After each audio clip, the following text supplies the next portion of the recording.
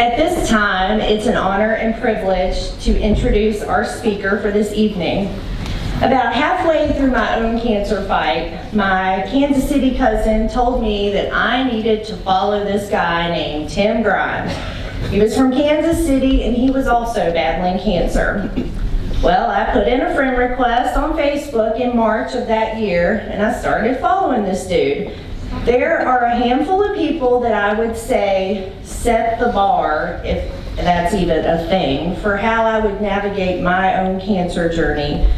I had never had cancer after all. I really didn't know what this was all about. Were there rules? Was I supposed to stay inside? Do I lay in bed all day? I didn't know. Could I go to my kids' ball games? Could I eat popcorn and M&Ms? I didn't know. Watching Tim navigate life with cancer, singing and dancing and living his life to the fullest alongside his dog Dexter inspired me to do the same. I watched his journey on the walls of Facebook that year after reading about his gratitude for the hometown who loved him through it. I decided to go ahead and send him a message. And this is what it said. I don't even want to do this because I hate when people do it to me. I always maintain I'm nothing special, I'm just a girl who loves her life.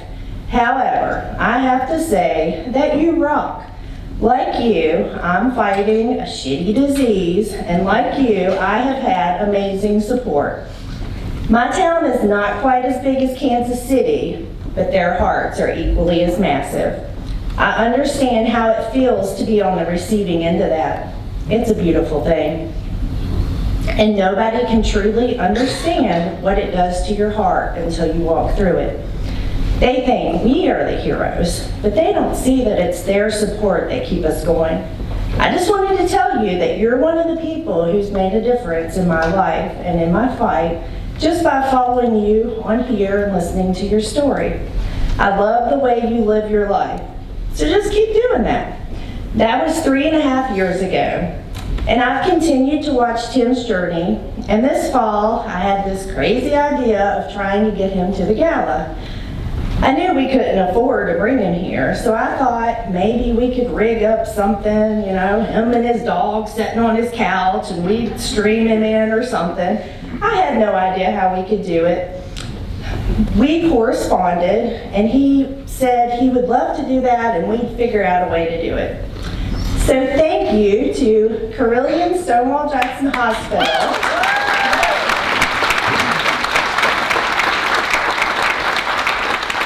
for joining forces with us to bring Tim Grimes from Kansas City to little Clifton Forge to share his story with us tonight. Please welcome to the stage, Mr. Tim Grimes.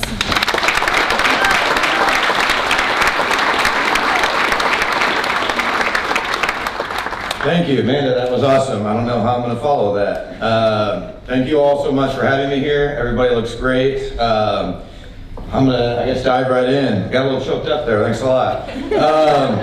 So during the summer of 2013, I was at a pool with some friends, and one of them took a break from staring at my abs and noticed that I had a mole on the center of my back. She told me I should get it checked out. She said her mom had melanoma and it was something that she took very seriously. But I had several moles removed when I was younger. They were always benign, so I didn't really think much of it. I just did what any rational guy would do, just poured some whiskey on it and went on about my day. Just over a year later, I finally decided to get it checked out. I was keeping an eye on it. It was growing, definitely becoming concerning. I didn't have insurance at the time, so my only option was a free health clinic. There were a few doctors who looked at it and they said it was probably nothing. So I was feeling a lot better about the whole situation, but it was exactly 1 week later that I got a call from the doctor. Told me it was a higher stage of melanoma and I should definitely see a specialist right away. As you can imagine, I was scared. To use a word that you just used, I was scared shitless. I didn't know we were allowed to. I still didn't have insurance and I had no idea where to start. Finally, through some friends, I was able to get in touch with an oncologist who was able to get me in for scans the next week. We did scans, blood work, the whole 9 yards. Towards the end of the day, the doctor finally came back with the results. Turns out the cancer was in my liver, lungs, spine, and lymph nodes. When I asked him how long he thought I had before the cancer took me, he said probably 12 to 18 months with a 5% chance of survival. I had surgery to remove what they could the next day. They operated on my back, removed a few spots from my torso. I was left with a couple 8-inch incisions on my back. And after seeing how long 8 inches really is, I've definitely been lying to some ladies.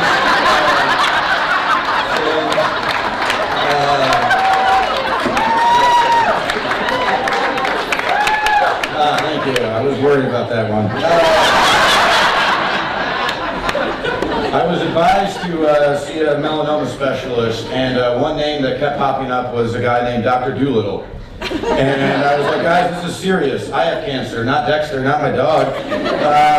Turns out it was a real doctor, and when I met with him a few weeks later, and one of the first things I asked was how long he thought I had.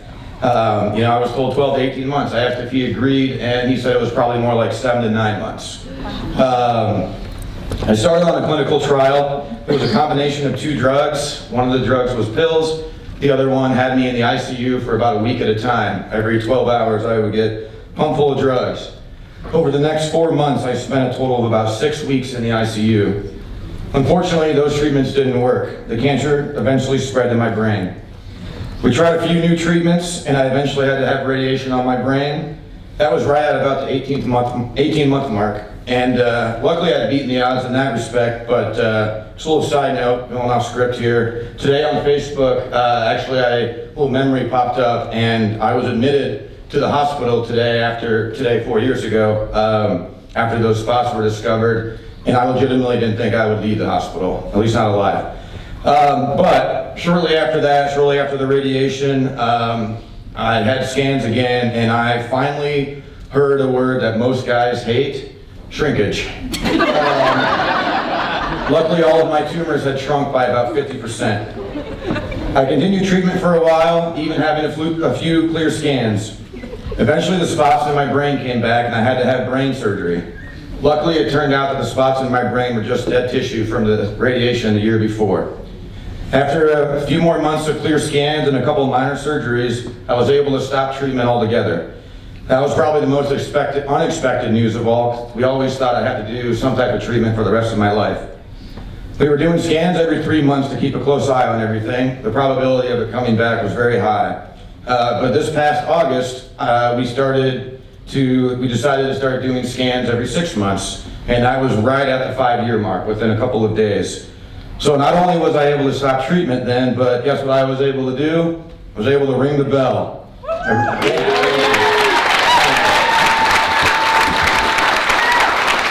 that.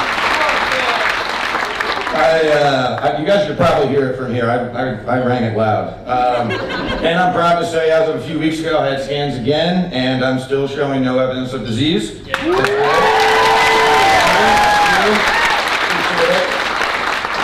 Obviously, that was a very condensed version of what I went through. When I look back the last 5.5 years, it would take me days to cover the whole experience.